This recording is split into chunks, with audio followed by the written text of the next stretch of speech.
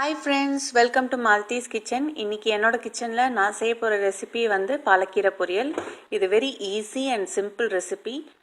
இந்த ரெசிபிக்கான தேவையான ingredients என்ன அப்படினு ஃபர்ஸ்ட் பாப்போம்.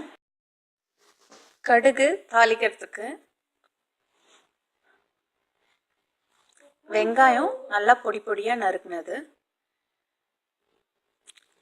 காஞ்ச மிளகாய் நான் இதுல 3 காஞ்ச மிளகாய் எடுத்துர்க்கேன். பாலக்கீரை நல்லா பொடி பொடியாக வெட்டி வச்சுக்கோங்க.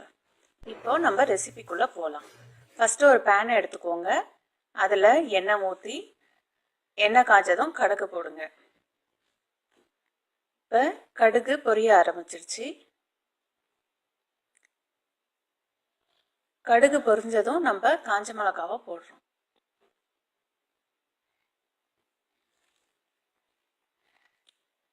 லைட்டாக அதை வதக்கி விடுங்க. இப்போ நம்ம இதில் வெங்காயத்தை ஆட் பண்ணியாச்சு. வெங்காயத்தை ஆட் பண்ணி நல்லா வதக்கி விடுங்க அந்த எண்ணெயிலே.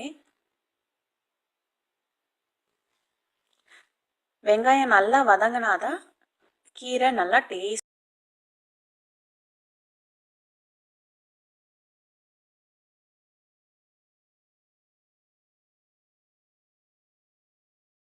இப்போ நம்ம இதில் பொடி பொடியாக நறுக்கின பாலக்கீரையை ஆட் பண்ணிக்கலாம்.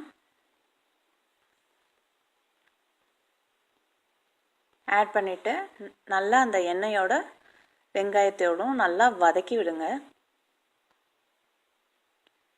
இப்போ பார்த்தீங்களா அந்த கீரையில் இருக்க தண்ணி, நான் இதில் தண்ணி எதுவுமே ஊற்றலை, அந்த கீரையில் இருக்க தண்ணியே வெளியே வரும். கீரை வதங்க ஆரம்பித்ததுக்கப்புறம் அந்த தண்ணியிலே இந்த கீரை நல்லா வெந்துடும். ஸோ நீங்கள் எக்ஸ்ட்ரா எந்த தண்ணியும் ஊற்ற தேவையில்லை.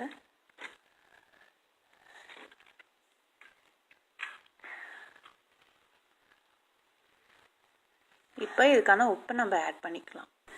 இப்போ பாருங்கள் அந்த தண்ணி சுத்தமாக சுண்டிடுச்சு. இந்த ஸ்டேஜில் தான் நம்ம தேங்காய் பூவை ஆட் பண்ணணும். இதை நான் துருக்கி வச்சுருக்கேன்.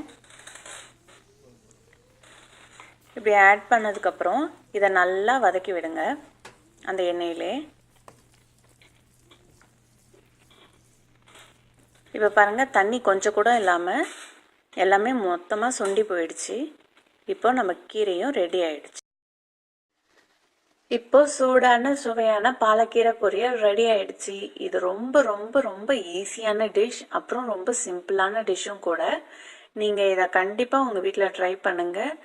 ட்ரை பண்ணிவிட்டு இந்த ரெசிபி எப்படி இருக்குன்னு மறக்காமல் கமெண்ட் பண்ணுங்கள். இந்த வீடியோ உங்களுக்கு பிடிச்சிருந்தா லைக் பண்ணுங்கள், ஷேர் பண்ணுங்கள். மாலத்தீஸ் கிச்சன் சேனலுக்கு இன்னும் நீங்கள் சப்ஸ்கிரைப் பண்ணலன்னா மறக்காமல் சப்ஸ்கிரைப் பண்ணிவிடுங்க. இன்னும் இந்த சேனலோட அப்டேட்ஸ் உங்களுக்கு தெரியணும் அப்படின்னு நினச்சிங்கன்னா பக்கத்தில் இருக்க நோட்டிஃபிகேஷன் பெல்லும் கிளிக் பண்ணிவிடுங்க. தேங்க்ஸ் ஃபார் வாட்சிங்.